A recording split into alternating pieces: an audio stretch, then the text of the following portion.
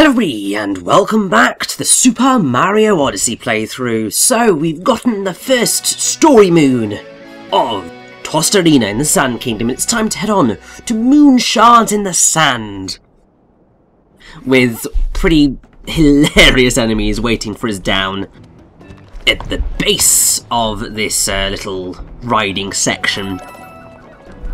Now, I'm not quite sure what these things are. In my head I call them the scissors, because that's what they sort of look like, but that's definitely not what they are. Effectively, the way that they clearly work is you throw your hat at them, well, you throw Cappy at them, and they'll then rush forward in the direction that the thing's pointing. Which can be incredibly helpful, and it's very important for getting, you know, those purple coins. But it can get you into a spot of bother in situations like this, where you've got these annoying laser ring things, which I've never liked in Mario games. They've always been my least favourite obstacle, because they just end up being a pain no matter where they come into things. But you set one of them off and then they all keep going off at once and you're just like, no, why? The reason it's a pain is because they form a very, well, the most difficult part, I would say, of one of the most difficult moons in the game. This, however, is certainly not one of those most difficult moons because it's kind of hilarious. You get to take control of the Mo Eyes, going full on their namesake, the Moai statues from Easter Island, and I mean they're just hilarious because they've got shades, and it makes no sense.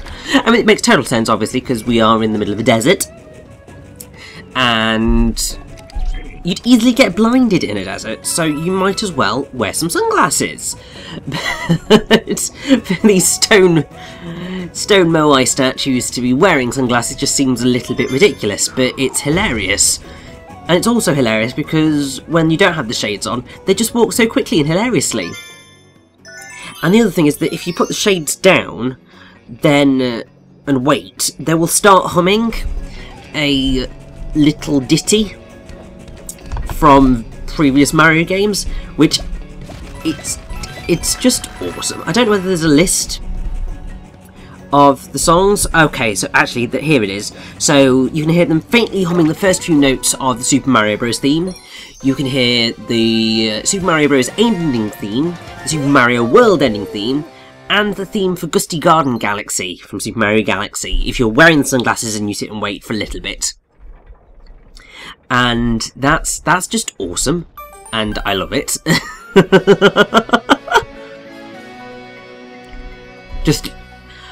It's just those little touches that Nintendo always put into their games that I love it. Because, I mean, obviously, if you look at the Luigi's Mansion games, I more so remember it in Luigi's Mansion 2, Dark Moon, than I do in the original Luigi's Mansion, but it's the same principle either way, of Luigi humming the song as it plays, and it's just like, I'm loving it. And I have to say, this is quite a nifty little puzzle room. I am going to be regretting that decision to go straight past that room, because there was actually a moon hidden in there. Could you tell? Not really, I couldn't necessarily either. I mean, I suppose the cue that there's something going on is the extra platform that you had at the start. But don't worry, I am going to be figuring that out. Because, as I've said, in pretty much every single secret area in Mario Odyssey, there will always be two moons. So, as long as you keep that in the back of your mind, then you will think, let's make sure we test everything. So, annoyingly, that's not how you get the moon. But there is one thing in this particular room that is slightly out of place. And it's this blighter. Like, how on earth are you meant to know that that's there? But it's fine. Because it's just a nifty little secret. And thankfully I did remember that that was there, because otherwise that would have been really mortifying. And you can see at this point that I just got really, really ballsy in terms of how I was going to get through this. And it was just like, you know what? Just a cursory glance. I got this. But I will point out that we are actually going to finish off all of the main story moons for the Sand Kingdom in this particular part. Because, I mean, you can get through them really quickly if you want to. Oh yes, here's the gentleman who has gotten a little bit stuck, and that certainly looks suspicious, but I'm sure we'll investigate that later. What I'm more interested in is that one, the moon that is lost in the luggage.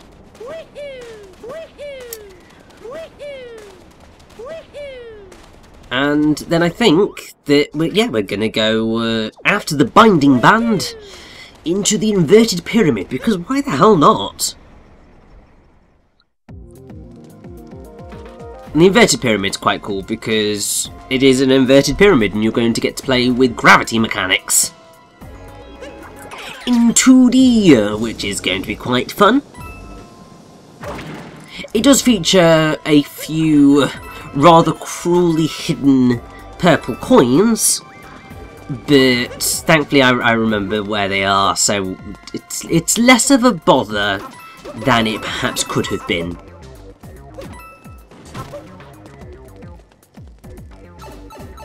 But I will say that this can be a little bit of a challenge to get through, especially if you want to get through it without getting hit. Because you've actually really got to get your timings down for one specific bit, and it's here. Because obviously if you don't jump carefully, then yeah, you'll end up flying off to your doom into the bottomless pit, because that is a bottomless pit. And I wanted to be a badass and, you know, squash the Goombas, but no, tis not to be. I just got my ass handed to me by a Goomba. Thankfully it didn't kill me, because otherwise that would have been really embarrassing. I mean, I know that dying to Goombas in 2D Mario is not as much of a sin as dying to Goombas in 3D Mario, but it's still pretty bad. But yeah, thankfully that moon, it's quite easy to figure out that it's there. The purple coins, however, are... No, I didn't mean to do that.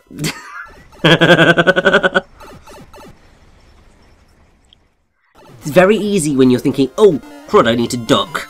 So, yeah, purple coins. Hidden up here. The sneaky buggers. Because there's not really any way that you're properly going to be able to tell that that was there. But there we go. And all I can say is thank God for extra health, because I feel very strongly that we've got a boss fight coming up, and I probably want to make sure that I'm ready for that. Now, if I was a little bit more daring, in some instances I am quite happy to be daring, that not so much. You can get across that gap without using a bullet bill. It's a challenge, definitely, because you have got to make sure that you precisely land on the platform with the moving pillars. But it's certainly possible. There's a lot of jumps which at first look impossible, but later turn out, no, it's very possible. Because Galaxy, oh dear, Super Mario Odyssey is constructed in such a way that it allows you to pull off the most ridiculous maneuvers.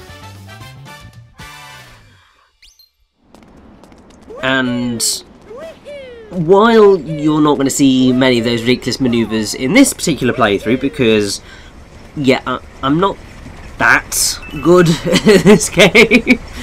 I'm good enough to have gotten all of the moons, but I'm not good enough to pull off some of those spectacular feats.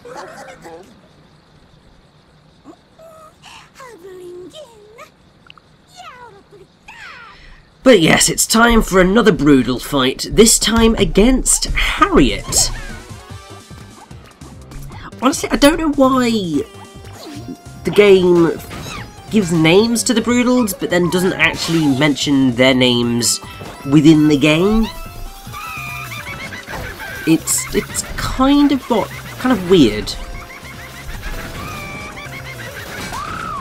But something that's quite fun about Harriet is that she's the only Broodal to wear a different hat in battle than she does elsewhere in the game, apparently. But yes, she's got a whole thing with bombs, and I would say that on the whole she's the easiest of the Broodals to deal with, particularly at this stage, because she throws one bomb straight at you, which you can just flick back at her, and then in her mid, like in between phases bit where she's flying about, as long as you hit the bomb up at her before she flies off, that's a very, very quick attack to get in. And really, that means that she does end up being pretty gosh darn easy. That said, I have noticed or found out a few really helpful tips for dealing with the Broodals, which I will certainly be making use of in future battles with them. Basically, certain manoeuvres that I'd always had trouble with, but you can actually stop them before they cause you much damage, which is brilliant. That, yes, the inverted pyramid's floating and there's a big glowy light, which I feel we need to deal with. And also, I see a bird that's glowing. I feel I should do something about it. In most instances, I probably would. But right now, I think the one thing that I want to do is just mostly finish off the story missions that are waiting for us. I would definitely recommend getting a Jaxi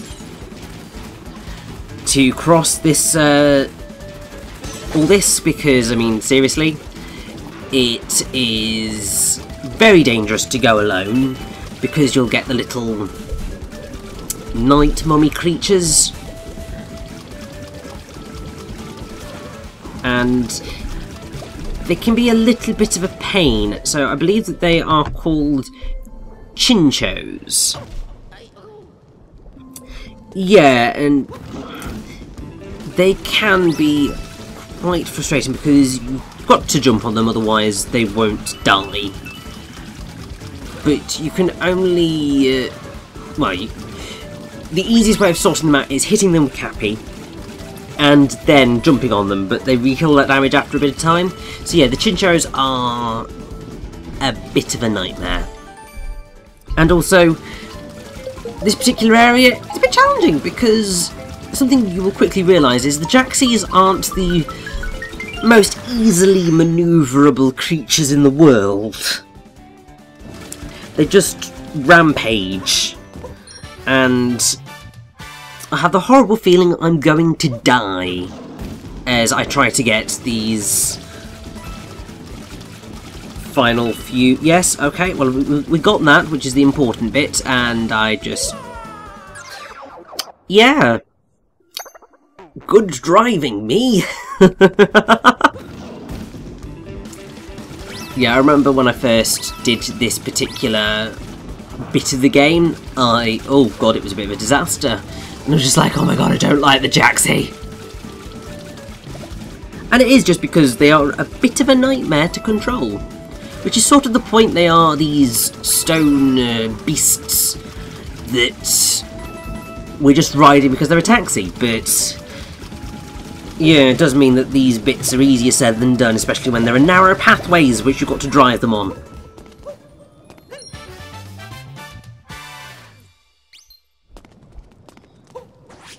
And I am loving the fact that we are nearly at 30 power moons for Tostarena. Like, can you believe it? I look back... Oh, here's a Chincho. I mean, you've probably already seen them as we were running through them on the Jaxi, but still. Like, I look back at previous Mario games, and... well, 3D Mario games, and only ever getting 1 star in about 5 minutes. Depended on the star, obviously. But it was often just such a slower experience. And then you come into Super Mario Odyssey, and we've effectively gotten about a quarter of the main collectibles that would be featured in any other 3D Mario game in one world. In it was about maybe 40 minutes. It feels ridiculous, but it's just awesome. And now I'm going to have a delightful time with Goomba Towers. I mean, obviously it's hilarious because we have gotten Goombas, and we've given a Goomba a hat and moustache, and that is awesome. But yeah, that's not supposed to happen.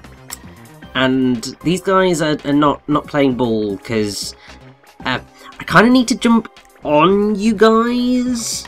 I mean, I probably could have managed to set it up so that I could jump on them, because I probably could have dropped them off the edge there and managed it that way, but then I just thought, you know what, just die already. It wasn't worth it. And then at this point, it was, you know what? I am going Daredevil mode for this. Because once you've died once, trying to get a moon, you kind of just go, you know what? Nah. I'm just going to blitz it until I can get what I need. And guys, please come back. Please come back. I kind of...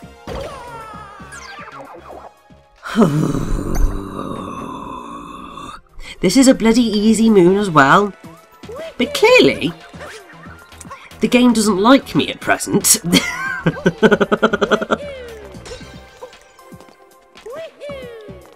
One thing I will say about Odyssey that I do really appreciate is that it is very much the case of death doesn't matter. And it's why I'm really being so happy to leave deaths in this playthrough, because obviously most of the time what I've done is I've edited deaths out and so on and so forth. But with this game, it doesn't feel necessary. Part of it is the issue of once you've collected purple coins, they are collected 100% and you can't collect them again. Same with moons. So I would be going through a lot of save files trying to get a perfect run of everything. And also, I'd be going through a lot of save files if I ended up dying and couldn't cut it out properly, and it would just be a mess. Whereas what we've got here is a game where it doesn't really matter. And, oh, so satisfying. So very satisfying. But yeah, death doesn't matter. So you can just roll with it and have fun. And a bit of death ain't gonna hurt anybody in this instance. This is a sneaky ass moon. Because you can only just about see the platform that allows you to get to this section from where you start. And the moon's hidden in this blooming chest right at the end here. Bloody git. I can't see anything else hidden about, so I think that we're just going to finish off heading through this area. And in the deepest underground, I feel like we've got a boss coming up.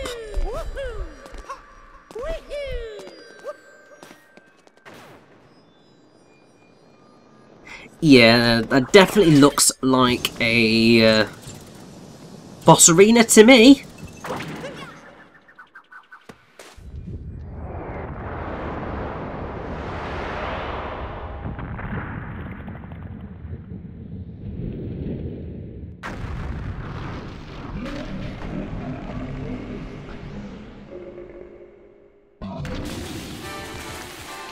Yeah, mate, we didn't take the ring. But yes, this is Nucleotech, who is very, very similar to Irock from Super Mario 64. He is that very typical Nintendo boss fight of two massive hands and a head. He is based off of the real-world Olmec heads that were the... So the Olmecs were the earliest known major civilization in Mexico, and obviously Mexico is a major influence for Tostarena. And yeah, that's quite a nice mix. The way that you beat Nucleotech is by capturing his fists and throwing them back at him. It's pretty awesome.